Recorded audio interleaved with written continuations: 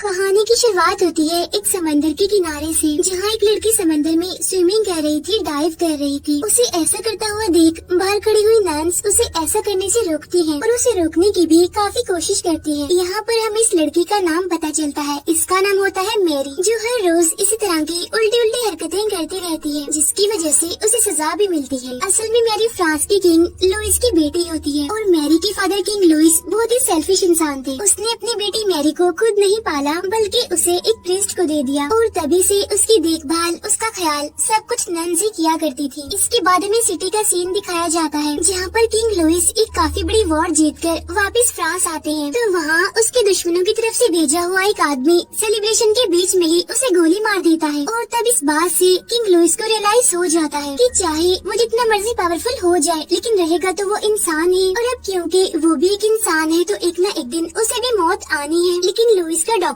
उसे इमॉर्टल बनाने के लिए कहता है कि तुम्हें जल परी को पकड़ना होगा। वो कहता है कि जल परी की पावर से मैं आपको इमॉर्टल बना सकता हूँ। इसीलिए किंग लुइस फौरन अपने खास पायलट यानी समुद्री लुटेरे को समंदर के बिल्कुल बीचों बीच जल परी को पकड़ने के लिए भेजता है और इस पायलट यानी समुद्री लुटेरे का नाम होता है ईव। ईव अपने साथियों के साथ एक मरमेड कपल को पकड़ने में कामयाब हो जाता है, लेकिन उनको तो सिर्फ फीमेल जल परी ही चाहिए थी। इसीलिए वो अपने साथियों से कहकर मेल मरमेड को वापस से समंदर में भिजवा देता है और खुद वो उस फीमेल जल परी को लेकर पैलेस आ जाता है। और जब लुइस को ये न्यूज मिलती है तो वो बहुत ही खुश हो जाता है, लेकिन उसका जो प्रीस्ट होता है वो इस बात से खुश नहीं होता, क्योंकि उसे ये सब एक क्राइम लग रहा था और कुछ नहीं। लेकिन डॉक्टर को इस बात से कोई भी फर्क नहीं पड़ रहा था, बल्कि उसे तो यकीन था कि सूरज ग्रहण के दिन वो जल परी के दिल से किंग को इमॉर्टल बना देगा। अब प्रीस्ट उसकी बेटी मैरी को भी महल लाने के लिए कहता है। तब किंग लुइस उसकी ये बात मान भी लेते हैं। इसीलिए प्रीस्ट मैरी को लाने के लिए पहुंच जाता है, जहाँ जाकर उसे पता चलता है कि मैरी एक बहुत ही अच्छी म्यूजिशियन है। इसके बाद प्रीस्ट मैरी को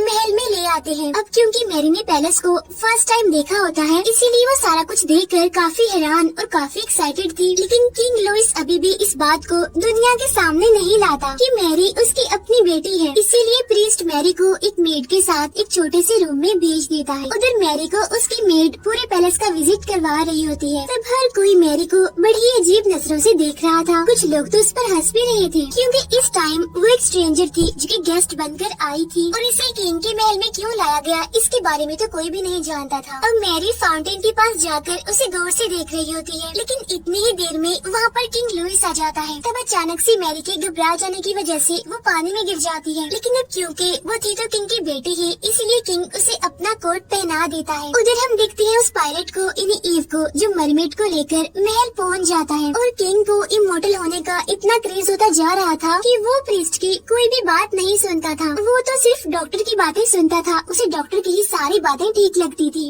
इसके बाद किंग जब जल परी को देखने जाते हैं तो उन्हें पता चलता है कि जल परी ठीक नहीं है, उसकी हालत खराब है, क्योंकि वो काफी डरी हुई सहमी हुई थी, क्योंकि ना तो वो कुछ खा रही थी और ना ही पानी से ऊपर आ रही थी। फिर वो डॉक्टर बताता है कि सूरज ग्रहण तक इस जल परी का जिंदा रहना बहुत जरूरी है, वरना हम जो चाह रहे हैं वो कभी भी नहीं हो पाएगा, हम अपने मकसद में कामयाब नहीं हो पाएंगे। और ऐसा करने के लिए यानी जल परी को जिंदा रखने के लिए उसे किसी भी तरह करके कुछ न कुछ खिलाना होगा। फिर किंग लुइस डॉक्टर को धमकी देता है और कहता है कि तुम रखोगे जल परी का ख्याल, वरना तुम्हारे साथ अच्छा नहीं होगा। उधर हम रूम में मैरी को देखते हैं, जो कि म्यूजिक की प्रैक्टिस कर रही होती है, लेकिन तभी उसे ऐसा फील होता है कि जैसे उसे कोई बुला रहा है अपने पास एक आवाज के जरिए। इसीलिए वो उस आवाज का पीछा करने लगती है। आवाज का पीछा करते करते वो उसी केव तक पहुँच जाती है, जहाँ पर उन लोगों ने जल परी को कैद करके रखा हुआ था। और वो जल परी मैरी को देखकर बाहर आ जाती है। तो यहाँ पर मैरी जल परी से बात करने की कोशिश करती है, लेकिन तभी वो पायलट यानी ईव वहाँ पर आ जाता है और वो मैरी पर काफी गुस्सा करता है। वो कहता है कि तुम यहाँ पर क्यों आई और कैसे आई और जल परी के पास मत जाना। तो मैरी कहती है कि मैं यहाँ पर खुद अपनी मर्जी से नहीं आई हूँ, बल्कि मरमेड ने जल परी ने मेरी म्यूजिक की आवाज सुनकर मुझे यहाँ पर खुद बुलाया है। उसकी ये बातें सुनकर ईव काफी हैरान हो जाता है।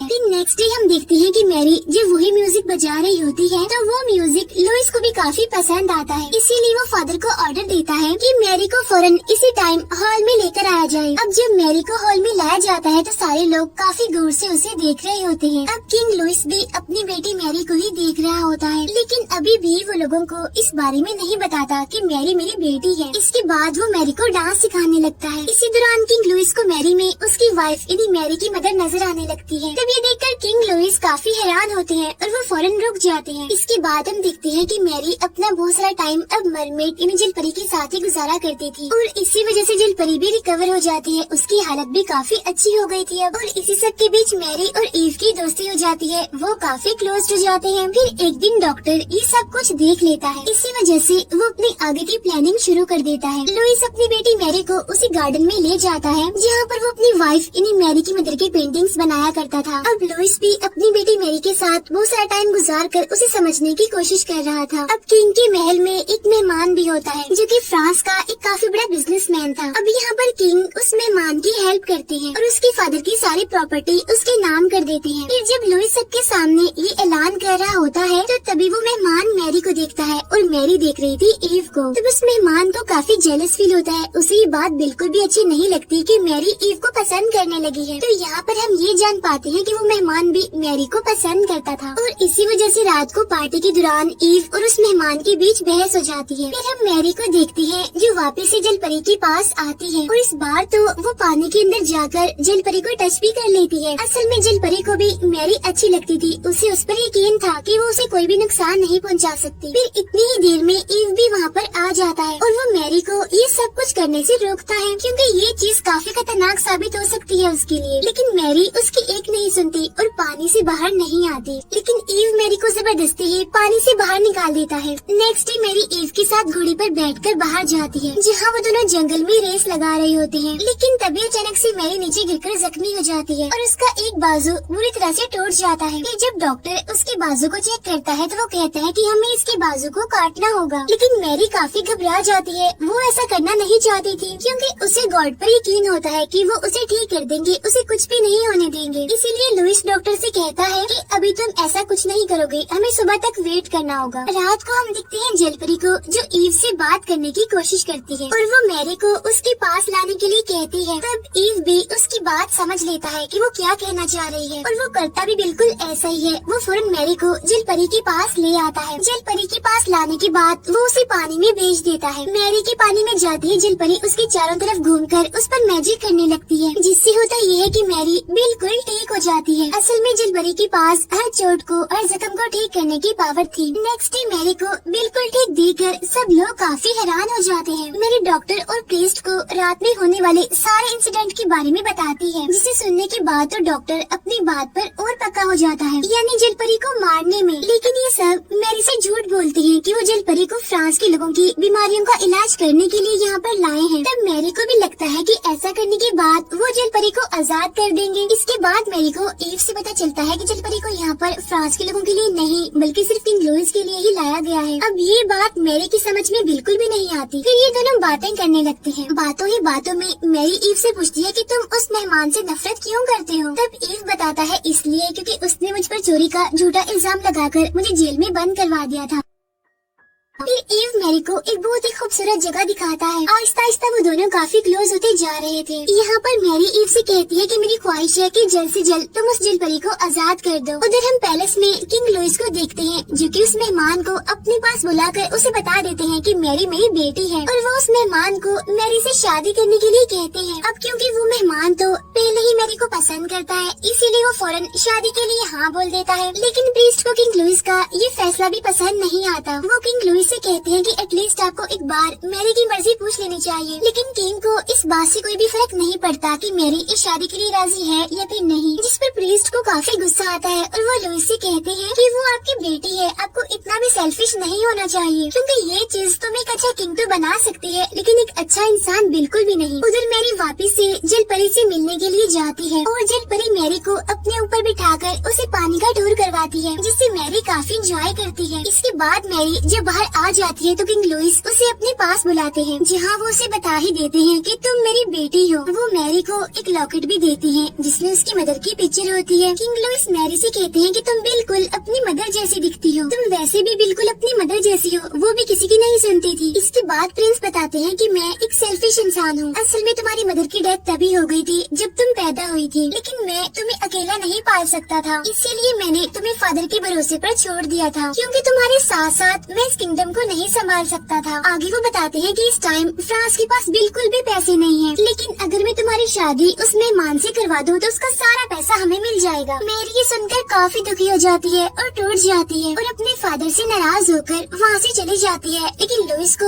उसकी नाराजगी से जरा भी फर्क नहीं पड़ रहा था। मेरी रोते रोते बाहर निकल आती है वहाँ से। उधर हम देखते हैं फादर को जो कि जेल परी के पास जाते हैं। उन्हें जेल परी के साथ होने वाली नाइंसाफी और जुल्म जरा भी पसंद नहीं आ रहा था। इसी वजह से वो डॉक्टर के पास जाकर उन्हें समझाने की कोशिश करते हैं, लेकिन डॉक्टर पर तो जुनून सवार था, वो उनकी एक नहीं सुनता और उल्टा उन्हें ही बुरा भला कहकर वहाँ से निकाल देता है। उधर हम देखते हैं मैरी को जो कि अपने रूम से भागने की कोशिश कर रही होती है, लेकिन लुइस ने उसके डोर पर महल के सोल्जर्स को उस पर नजर रखने के लिए लगा दिया था। इसीलिए वो विंडो के रास्ते से जल परी से मिलने जाती है, जहाँ जल परी उसे अपने विजन्स दिखाने वाली पावर की मदद से उसे पास्ट दिखाती है कि किस तरह से ईव ने उसे और उसकी फैमिली को पकड़ा था। लेकिन इस सब के दौरान मैरी देखती है कि ईव दिल का एक अच्छा इंसान है और ये सब कुछ वो अपनी मर्जी से नहीं बल्कि मजबूरी की वजह से कर रहा था। अब फादर ये देखकर काफी परेशान होते हैं कि लुइस इमोर्टल होने के लिए पागल होता जा रहा है। इसी वजह से वो किंग लुइस को समझाने की कोशिश करते हैं, लेकिन जब लुइस फादर की कोई बात नहीं मानती तो फादर अपनी जॉब छोड़कर वहाँ से चले जाते हैं। उधर ईव अपने साथी के साथ मिलकर डॉक्टर की प्लान के बारे में पता लगवाने की कोशिश कर रहा था, क्योंकि वो भी नहीं जानता था कि आखिर डॉक्टर इस मरमेड के साथ क्या करने वाला है। लेकिन जब ईव को पता चलता है कि डॉक्टर का इरादा उस जलपरी को मारने का है, तब वो इस बारे में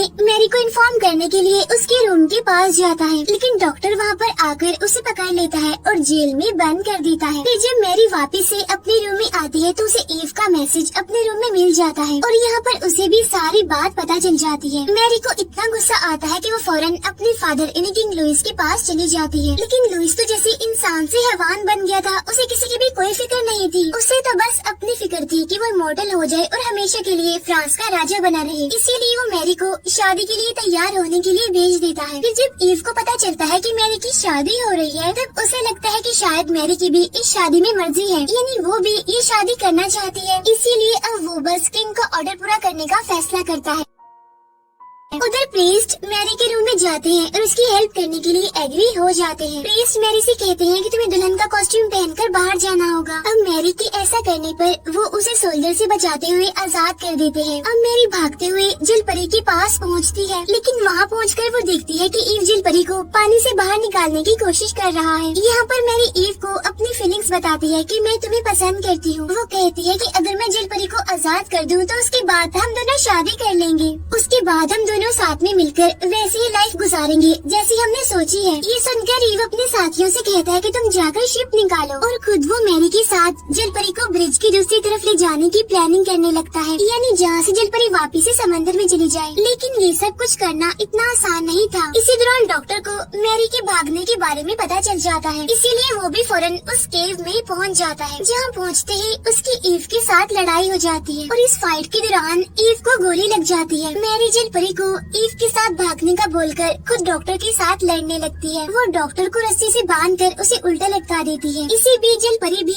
ईव को लेकर वहाँ से भाग जाती है। तब मैरी भी फौरन घोड़े पर बैठकर वहाँ से निकल जाती है। पैलेस में हम देखते हैं किंग लुइस को जो कि मैरी की शादी का वेट कर रहे थे, लेकिन तभी उसे पता चलता है कि मैरी तो भाग गई है। इसीलिए वो फौरन अपने सोल्जर्स के साथ मैरी को ढूंढने के लिए निकल जाता है। रास्ते में जलपरी अपने जादू से ईव को भी बिल्कुल ठीक कर देती है, सेम वैसे जैसे उसने पहले अपने जादू से मैरी को ठीक किया था। इसके बाद मैरी एक काफी ऊंची पहाड़ी पर पहुंच जाती है। वो बस जंप करने ही वाली होती है कि तभी किंग लुइस वहाँ पर आ जाते हैं अपने सोल्जर्स के साथ और वो मैरी को ऐसा करने से मना करता है और उसे रोकने की कोशिश भी करता है। लेकिन तभी मैरी को ईव और जलपरी समंदर में कूदते हुए दिखाई देते हैं। यहाँ पर मैरी अपने फादर के सामने एक ऑप्शन रख देती है कि आपको अपनी बेटी और मरमेड में से किसी एक को चूज करना होगा। मैं यहाँ से नीचे पानी में जंप कर दूंगी और बाद में जलपरी मुझे तो ठीक कर देगी, लेकिन अगर अगर आपने उस जलपरी को मारा तो आप उसके साथ साथ मुझे भी, अपनी बेटी को भी खो देंगे। ये कहते ही मैरी पानी में जंप कर देती है। यहीं किंग के सोल्जर्स भी जलपरी पर निशाना लगाकर बैठे हुए थे, लेकिन अब राजा को एहसास हो जाता है, उसके अंदर का इंसान जाग जाता है। वो अपना फैसला बदल लेता है, वो इशारे से अपने साथियों को रोक लेता है। फिर जलपरी निशाने को हटता हुआ देखकर फौरन मैरी के पास जाती है और अपने मैजिक से उसे बिल्कुल ठीक कर देती है। अब मैरी के ठीक होते ही वो दोनों इन्हें मैरी और ईव फौरन शिप पर चढ़ जाते हैं। ऊपर पहाड़ी पर खड़ा हुआ किंग लुइस भी उन दोनों को देख रहा था। इसके बाद हम देखते हैं कि ये दोनों जलपरी को छोड़ने के लिए समंदर के बिल्कुल बीचों बीच होते हैं और वहाँ पर मैरी पानी में जंप कर देती है। पानी के अंदर जाते ही वो जलपरी और उसकी फैमिली से मिलती है। अब जलपरी फिर से उसे अपने ऊपर बिठाकर समंदर का टूर करवाती है। यहाँ पर हम देखते हैं कि जलपरी की दुनिया यानी समंदर की दुनिया बहुत ही खूबसूरत है। समंदर के इस टूर को मैरी काफी एंजॉय कर रही होती है और इसी खूबसूरत से मोमेंट के साथ ये मूवी यहीं पर एंड हो जाती है।